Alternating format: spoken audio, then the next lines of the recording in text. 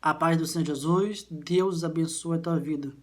Estamos aqui mais uma vez na continuação ao nosso curso Jornada Apocalipse Descomplicada. A aula de hoje é a aula 2. O tema é a grande tribulação e o milênio. Amém? Gostaria da sua atenção neste momento para que você não possa perder nenhuma informação. Aqui vou falar sobre a grande tribulação, o milênio, do livro do Apocalipse, capítulo por capítulo, versículo por versículo. Amém? Já vou falar aqui já com a resposta, né? Para que você possa entender totalmente aprofundado sobre o livro do Apocalipse. Amém? Apocalipse, capítulo 4, verso 1 diz: Depois destas coisas, olhei, eis que estava uma porta aberta no céu. A primeira vez que, como de trombeta, ouvira falar comigo, disse: Sobe aqui e mostrar-te-ei as coisas que depois dessas devem acontecer. Aqui será falado das coisas que serão, fala-se de futuro. Jesus está chamando João para mostrar o futuro e não o passado. Todas as vezes que na Bíblia aparecer voz de trombetas ou voz de muitas águas, diz a respeito de Jesus ao Filho. Quando aparecer voz de trovão, diz a respeito a Deus, ao Pai.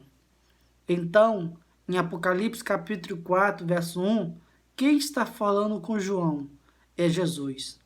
João vai deixar o tempo e vai para a eternidade. Por isso, João perde a noção do tempo. Mas o que é eternidade? A eternidade é aquilo que era, aquilo que é, aquilo que há de ser. Na eternidade, passado, o presente, o futuro são agora.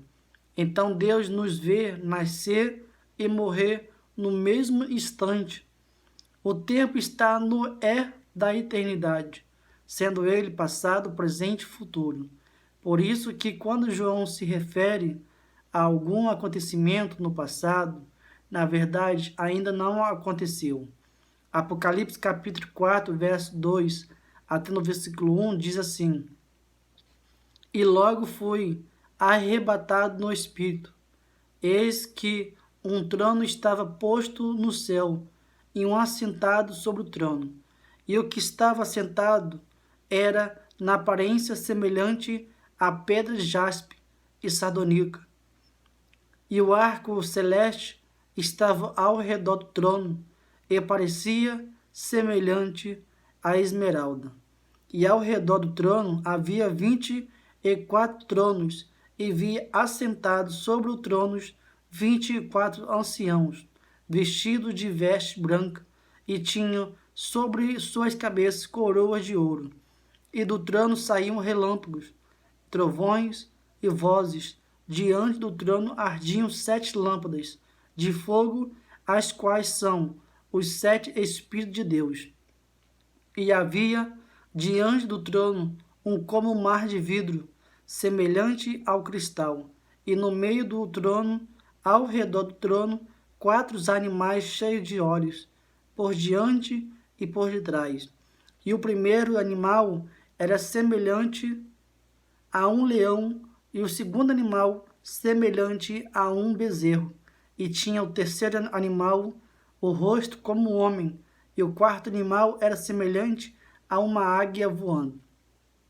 E os 4 animais tinham cada um de per si 6 asas ao redor, e por dentro estavam cheios de olhos, e não descansam nem de dia e nem de noite, dizendo: Santo, Santo, Santo é o Senhor Deus Todo-Poderoso, que era, que é e que há de vir.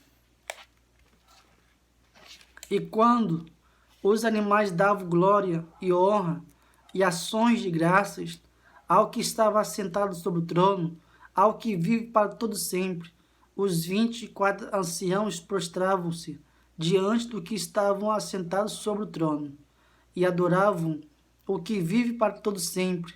Lançavam as suas coroas diante do trono, dizendo: Digno és, Senhor, de receber glória e honra e poder, porque as 7 lâmpadas de fogo são os 7 Espíritos de Deus que estão diante do seu trono. Aqueles animais cheios de olhos são querubins, semelhante a rosto de leão, rosto de bezerro, rosto de homem e rosto semelhante a de uma águia voando. Não existe capítulos e versículos nos originais do texto bíblico. Por isso, Apocalipse 5 é a continuação direta do Apocalipse capítulo 4. Apocalipse capítulo 5, verso 1 até no versículo 9 diz: E vi na destra do que estava assentado sobre o trono um livro escrito por dentro e por fora, selado com 7 selos. E vi um anjo forte, bradando com grande voz: Quem é digno de abrir o livro e desatar os seus selos? Ninguém no céu nem na terra, nem debaixo da terra, podia abrir o livro, nem olhar para ele. Eu chorava muito, porque ninguém fora achado digno de abrir o livro, nem de ler, nem olhar para ele. E disse-me um dos anciãos: Não chores, eis aqui o leão da tribo de Judá, a raiz de Davi, que venceu para abrir o livro e desatar os seus 7 selos. E olhei, eis que estava no meio do trono e dos 4 animais viventes, e entre o ancião um cordeiro como havendo sido morto, e tinha 7 pontas, 7 olhos, que são os 7 Espíritos de Deus enviados a toda a terra. E veio e tomou o livro da destra do que estava assentado no trono. E havendo tomado o livro, os 4 animais e os viventes, e os 24 anciãos prostraram-se diante do cordeiro, tendo todos eles harpas, salvas de ouro, cheias de incenso, que são as orações dos santos, e cantavam um novo cântico, dizendo: Digno és de tomar o livro e de abrir os seus selos, porque foste morto, e com teu sangue nos compraste para Deus de toda tribo e língua e povo e nação. Os anjos se diferem também em força. Quem é digno de abrir o livro e desatar os seus selos? Nesse momento em que João narra o mistério, ainda não tinha sido revelado. Jesus ainda não tinha nascido, por isso ninguém poderia sequer abrir e nem olhar para o livro.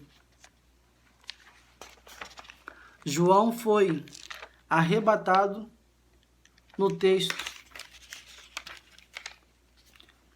João foi arrebatado no exato momento em que Jesus chega. Apocalipse capítulo 5, verso 5 diz: E disse-me um dos anciãos: Não chores, eis aqui o leão da tribo de Judá, a raiz de Davi, que venceu para abrir o livro e desatar os seus 7 selos. João está vendo a ascensão oculta de Cristo. Os discípulos viram a ascensão pública de Cristo. Jesus vai descer da mesma forma que subiu. Assim que Jesus disse para seus discípulos: assim que eu vou subir assunto do céu, também eu irei descer e aparecer. Ou seja, Jesus, antes de subir, ele tinha ficado também com os seus discípulos durante 40 dias e 40 anos. Jesus falou para cada um deles que não ir na cidade de Samaritana nem terra de gentios, mas ide na cidade de Jerusalém, para que eles possam ser revestidos do alto, ou seja, ser cheio do Espírito Santo. Foi aonde foi acontecimento, a promessa que o povo foi cheio, batizado com o Espírito Santo no Atos 2. Depois, quando Jesus subiu ao do céu, né? Quando ele ficou 40 dias, 40 noites, ele estava dando a instrução pelo Espírito, lá em Atos capítulo 1. Assim, né, que ele falou, eu vou subir, mas também vou aparecer. Ou seja, Jesus pode aparecer em oculta, como um ladrão, mas também Jesus pode aparecer, né, em pública. Lá mais para frente, nós vamos falar sobre oculta, como ladrão, tá bom? Mas Daniel também foi arrebatado e viu Jesus ir da nuvem para o trono. Daniel, capítulo 7, verso 9 diz, eu continuei olhando, até que foram postos uns tronos, e um ancião de dias se assentou, a sua veste era branca como a neve, e o cabelo da sua cabeça como pura lã, e seu trono era chama de fogo, e as suas rodas de fogo ardente.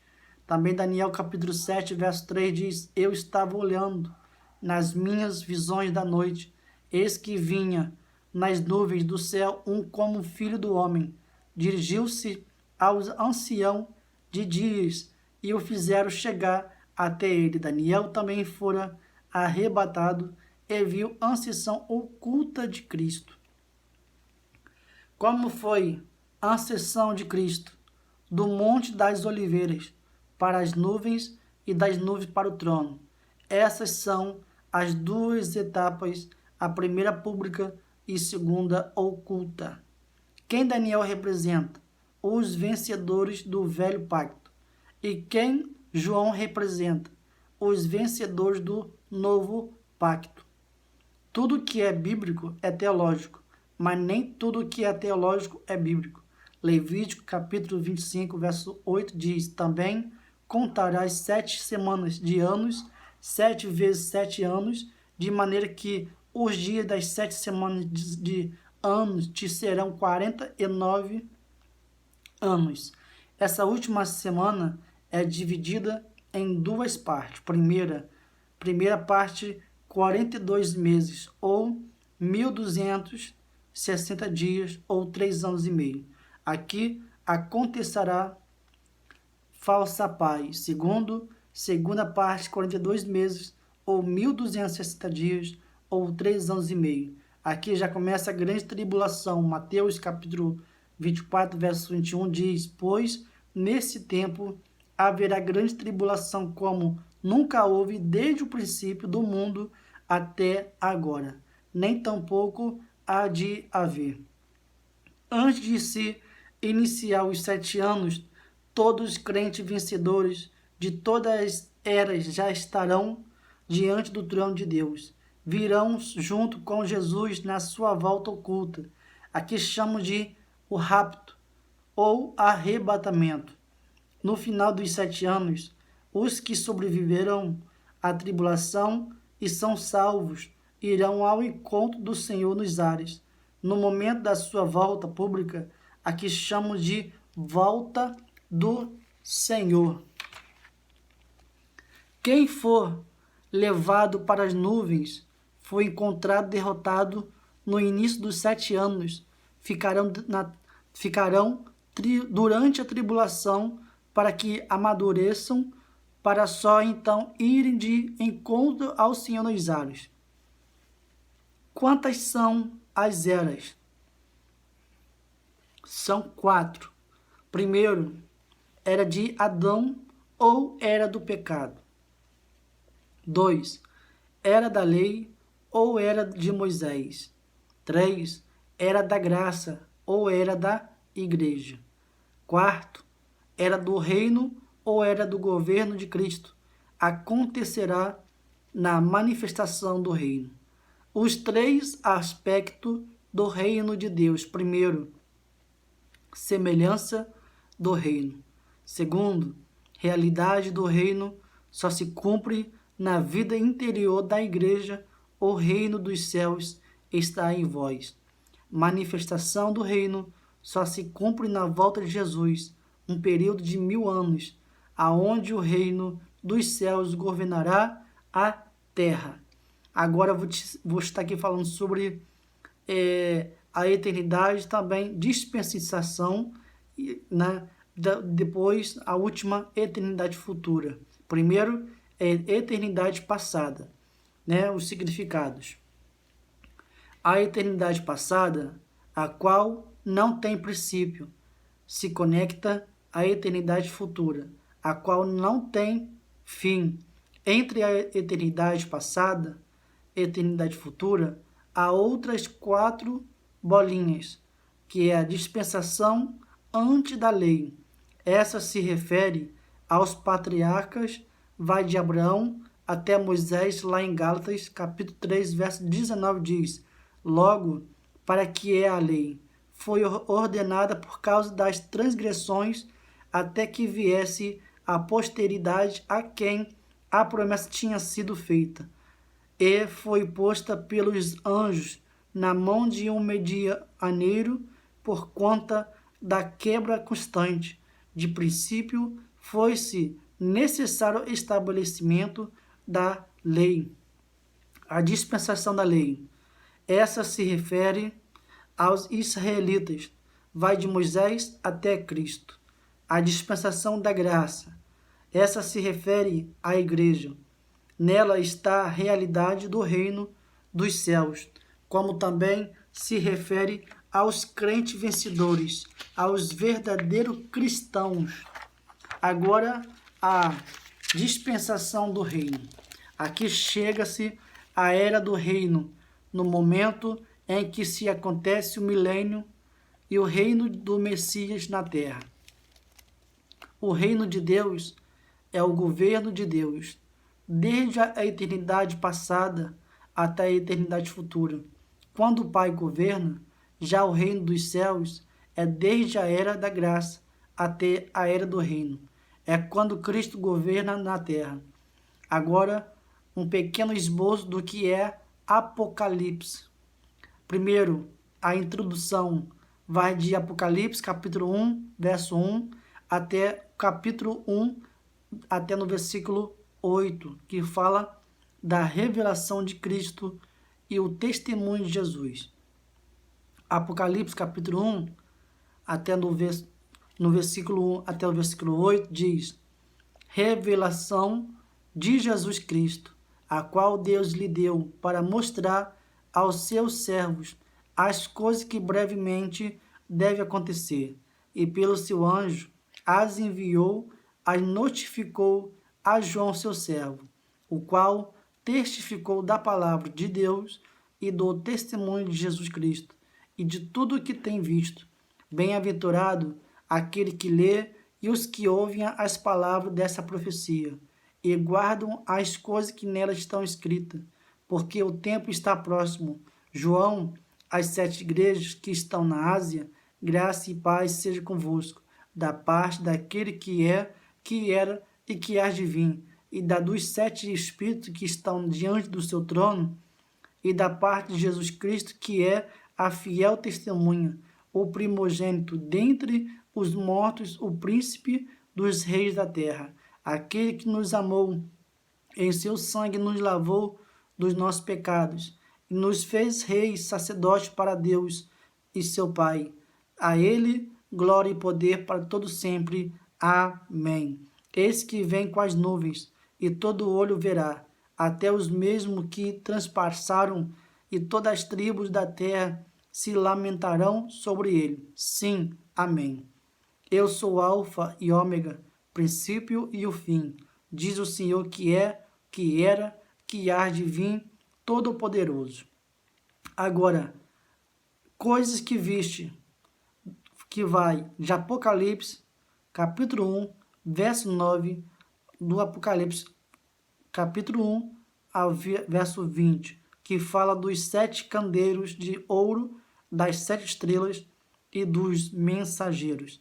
Apocalipse, capítulo 1, verso 9, até no versículo 20, diz assim: eu, João, que também sou vosso irmão, companheiro na aflição, no reino e paciência de Jesus Cristo, estava na ilha chamada Pátimo. Por causa da palavra de Deus e pelo testemunho de Jesus Cristo, eu fui arrebatado no Espírito no dia do Senhor.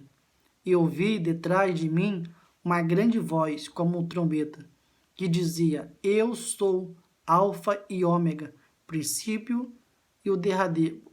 Alfa, Ômega, o primeiro e o derradeiro. E o que vês, escreva-o no livro.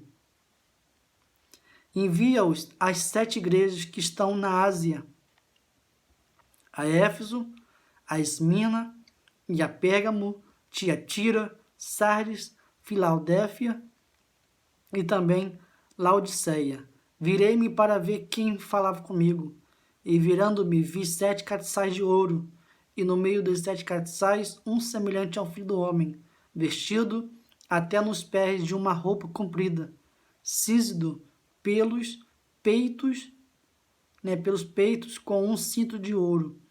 E a sua cabeça, cabelos, era branco como lã branca, como a neve, e seus olhos como chama de fogo, e os seus pés semelhantes a latão reluzente, como se tivessem sido refinados numa fornalha, e a sua voz como a voz de muitas águas. Ele tinha na sua destra 7 estrelas, e da sua boca saía uma aguda espada de 2 fios, e o seu rosto era como o sol, quando na sua força resplandece. E eu, quando o vi, caí a seus pés como morto. E ele pôs sobre mim a sua destra, dizendo-me: Não temas, eu sou o primeiro e último, e o que vivo e fui morto. Mas eis aqui estou vivo para todo sempre. Amém? E tenho a chave da morte e do inferno. Escreva as coisas que tem visto, as que são e as que depois dessa hão de acontecer. O mistério das 7 estrelas que viste na minha destra, dos 7 castiçais de ouro. As 7 estrelas são os anjos das 7 igrejas, e os 7 castiçais que viste são as 7 igrejas. Coisas que são, você pode também estar meditando lá em Apocalipse, capítulo 2, verso 1, e também no Apocalipse, capítulo 3, verso 22, que fala das 7 igrejas locais.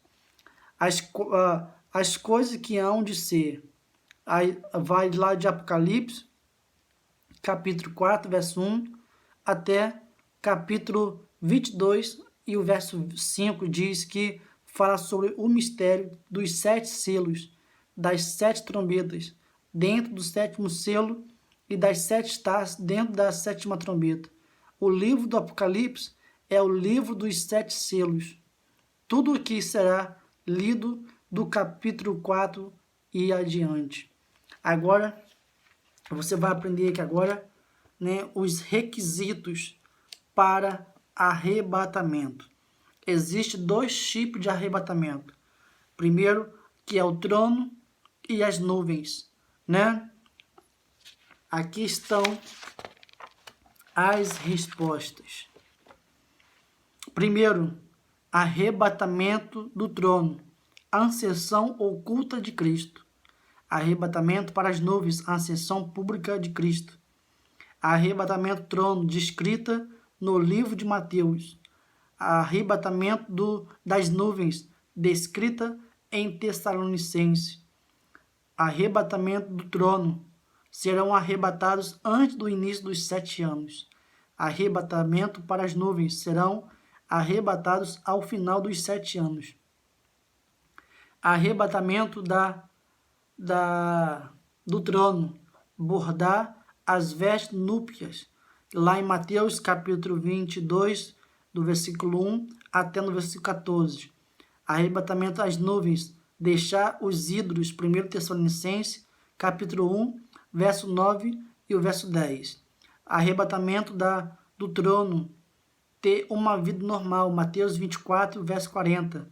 Arrebatamento das nuvens, pregar o evangelho, 1 Tessalonicenses capítulo 2, versículo 19 e o 20. Arrebatamento para o trono, ser precioso, lá em Mateus 24, versículo 43 e o 44. Arrebatamento para as nuvens, ter o coração isento de culpa. 1 Tessalonicenses, capítulo 3, verso 13.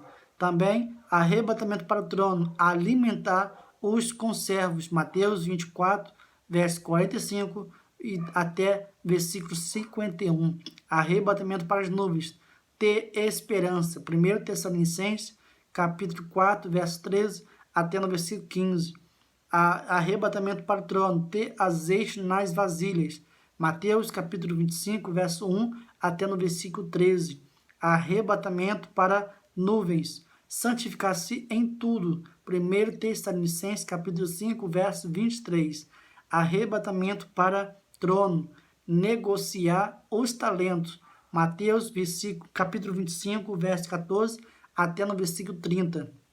E arrebatamento para as nuvens, ser glorificado, segundo Tessalonicenses capítulo 1 até no versículo 10. E último, para finalizarmos, que também faz parte do arrebatamento, para as nuvens, vencer a apostasia, a iniquidade, segundo Tessalonicenses capítulo 2, verso 1 até versículo 3. A grande tribulação. Mateus 24, verso 21, diz assim: porque haverá então grande aflição, como nunca houve desde o princípio do mundo até agora, nem tampouco há de haver. A grande tribulação acontecerá nos últimos dias do 3 anos e meio, na segunda metade da última semana.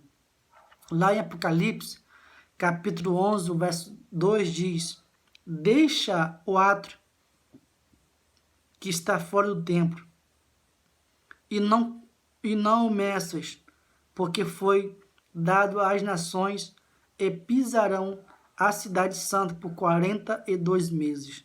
Os 42 meses são os 3 anos e meio, o período em que o anticristo vai quebrar a aliança e perseguir e matar tudo que é referente a Deus.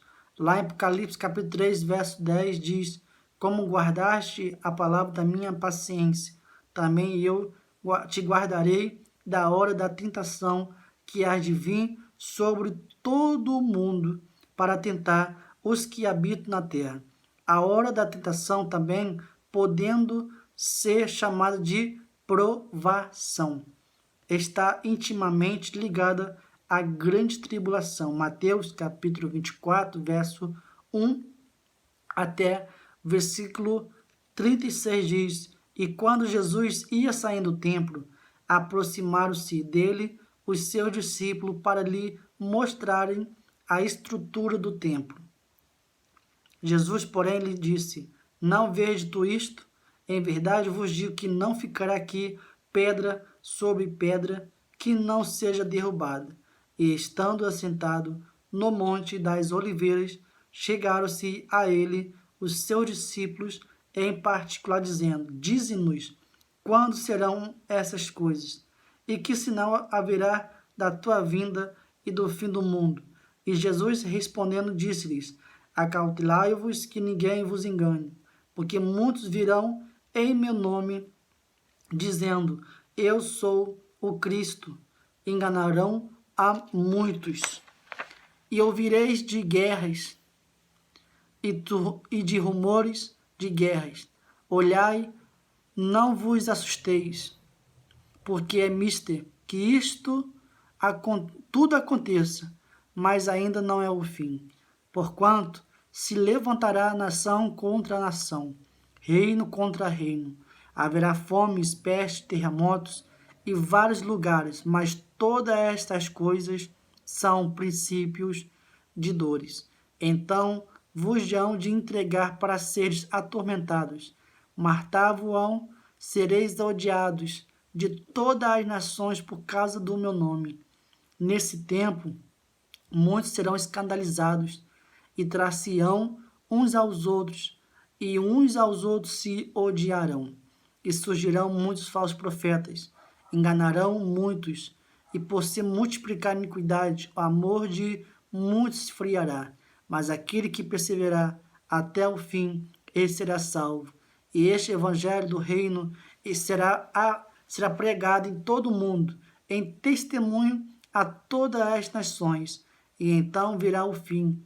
Quando, pois, virdes que a abominação da desolação de que falou o profeta Daniel está no lugar santo, quem lê, entenda. Então, os que estiverem na Judéia, fujam para os montes, e quem estiver sobre o telhado, não desça tirar alguma coisa de sua casa.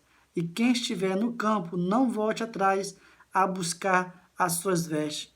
Mas ai das grávidas e das que amamentarem naqueles dias, e orai para que a vossa fuga não aconteça no inverno, nem no sábado, porque haverá então grande aflição, como nunca houve desde o princípio do mundo até agora, nem tampouco há de haver.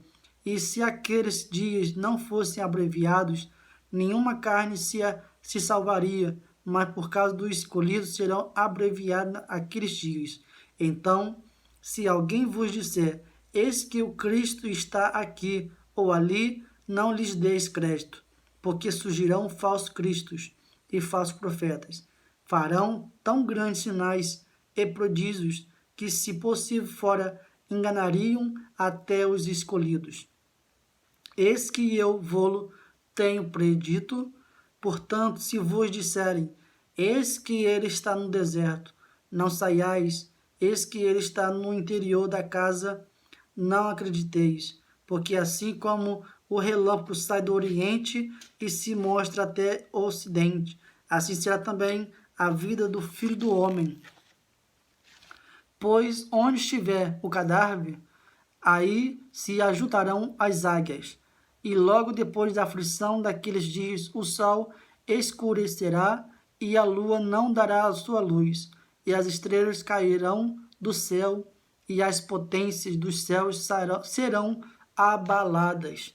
Então aparecerá no céu o sinal do Filho do Homem, e todas as tribos da terra se lamentarão e verão o Filho do Homem vindo sobre as nuvens do céu com poder e grande glória.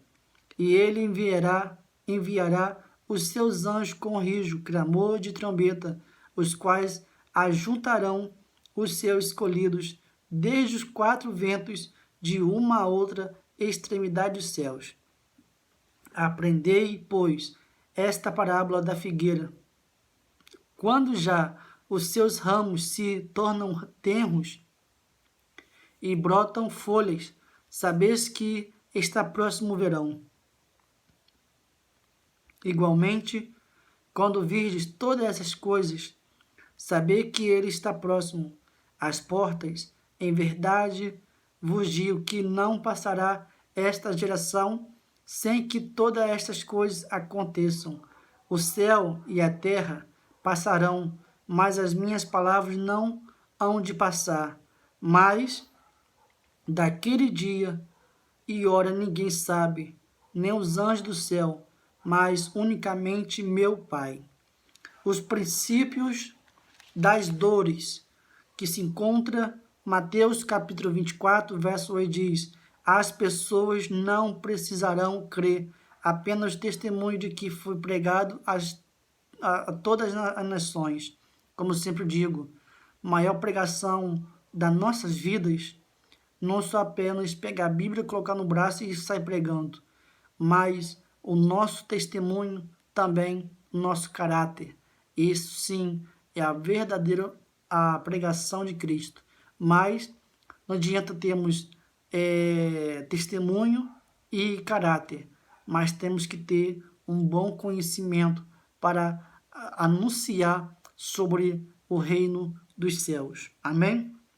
Se aprofunda, busca, faça curso, lê, medita dia e noite a Bíblia Sagrada, cresça não somente na graça, mas também cresça no conhecimento da Palavra de Deus. Mateus capítulo 12, verso 39 diz: mas ele lhes respondeu, disse: uma geração má e adúltera pede um sinal, porém não se lhe dará outro sinal, senão o sinal do profeta Jonas. Essa é a geração até hoje de um povo mau e adúltero, que aqui não se está falando de uma geração em um específico, mas de uma condição moral.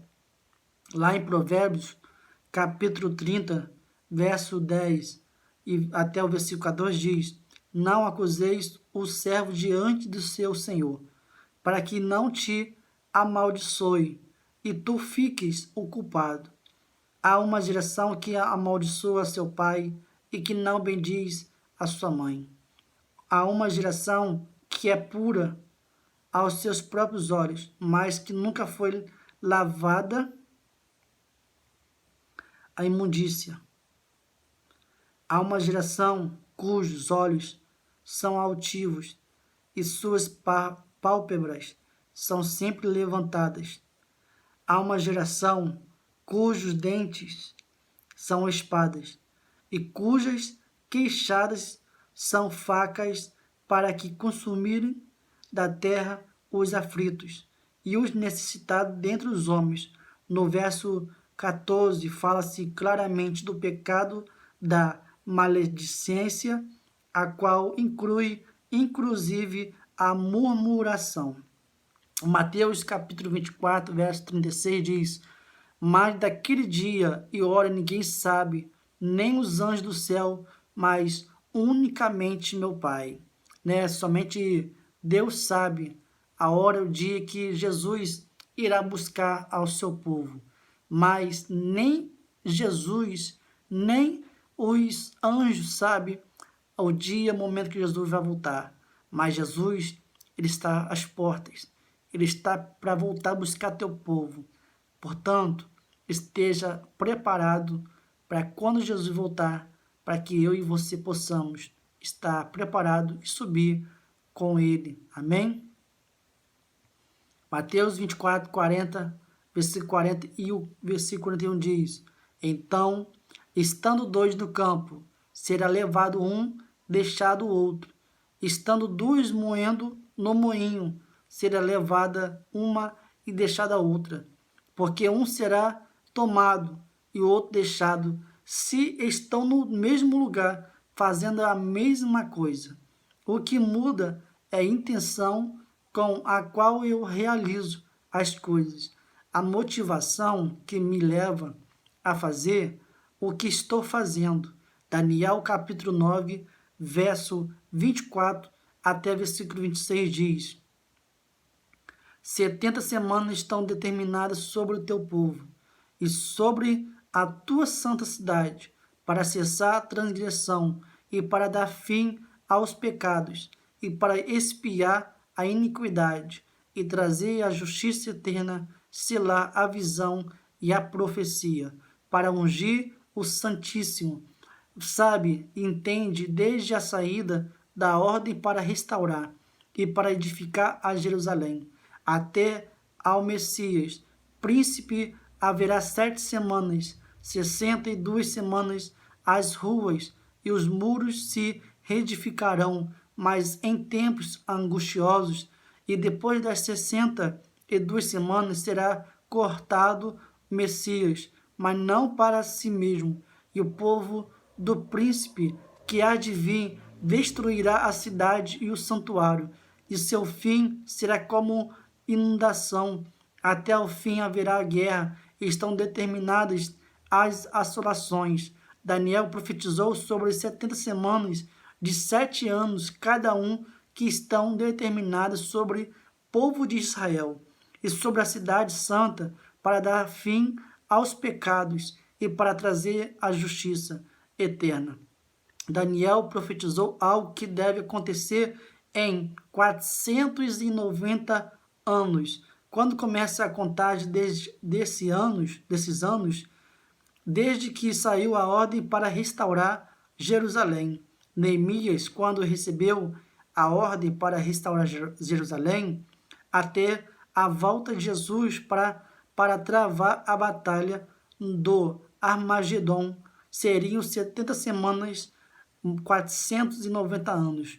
Quando foi dada a ordem a Neemias para restaurar Jerusalém, começou-se contagem para o fim de tudo. Porque ainda não acabou então. Porque na semana 69, a contagem foi interrompida.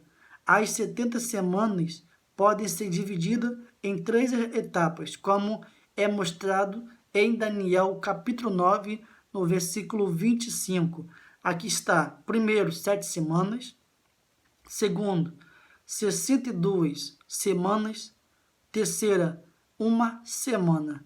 A contagem parou na semana 69, porque se iniciou a Era da Graça. Quando a Era da Graça tem início. A Era da Graça tem início com a mulher Ciro Fenícia.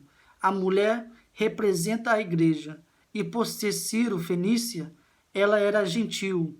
Abriu-se então um período para a salvação dos gentios. Por isso, para se a contagem.